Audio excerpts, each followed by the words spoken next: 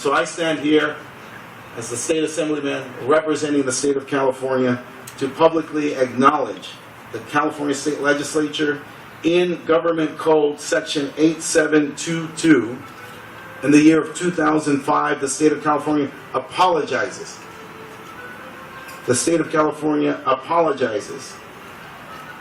And let me say one last time to those families, the state of California apologizes to those individuals that were victims of this so-called repatriation program for the fundamental violations of their basic civil liberties and constitutional rights committed during this period of illegal deportation and coerced immigration, dedicated on this day, February 26, 2012. In 1931, Mexican repatriation becomes law. Mexicans who don't go quietly are subject to varying forms and degrees of harassment. Many are charged with vagrancy. Others are arrested for violation of new state marijuana laws, laws that are often an excuse to drive Mexicans out of the country.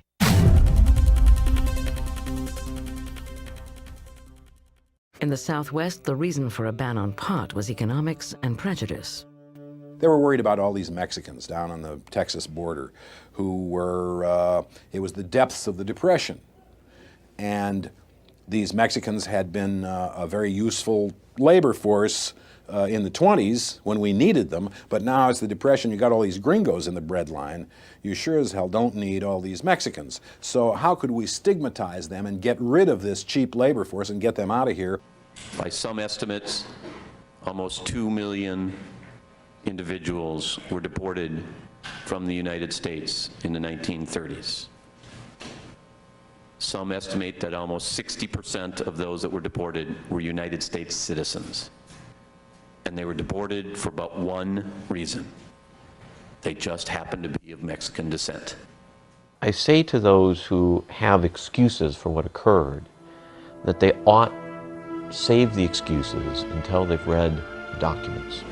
This first document from the LA County's coordinator on unemployment relief to the Chamber of Commerce hopes that he can devise a plan and states, quote, "It would be a great relief to the unemployment situation if some method could be devised to scare these people out of our city." And then he adds as a bonus, crime would also be greatly reduced.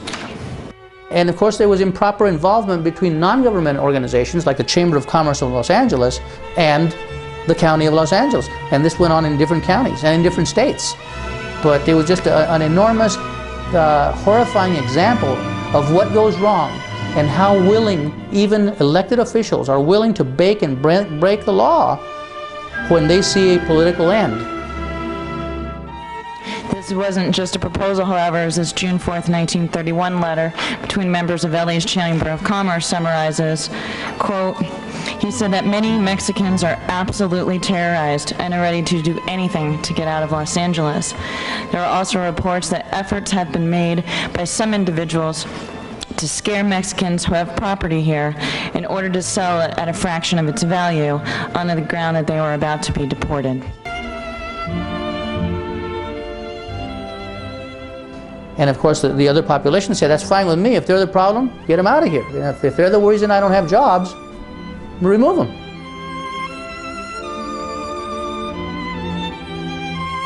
And nobody helped. They were gone, out of sight, out of mind. We don't have to deal with it.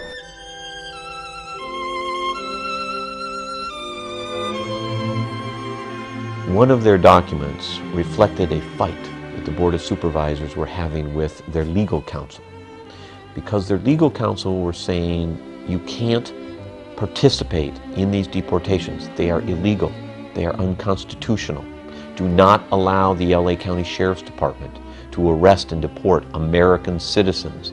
In response to legal counsel's memos criticizing and recommending non-participation in the deportation program, the Board of Supervisors sent a memorandum back that said, quite simply, this is not about their civil rights.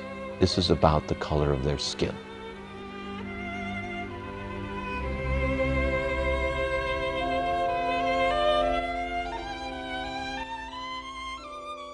German armies enter Poland as German planes blitz its cities.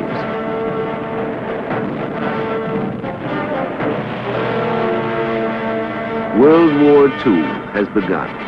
What the United States did at that time was to send out draft notices to those 10-year-old boys in 1931 that were now in Mexico, would send draft notices to those now 20-year-old men to come back to the United States and fight on behalf of the United States in World War II.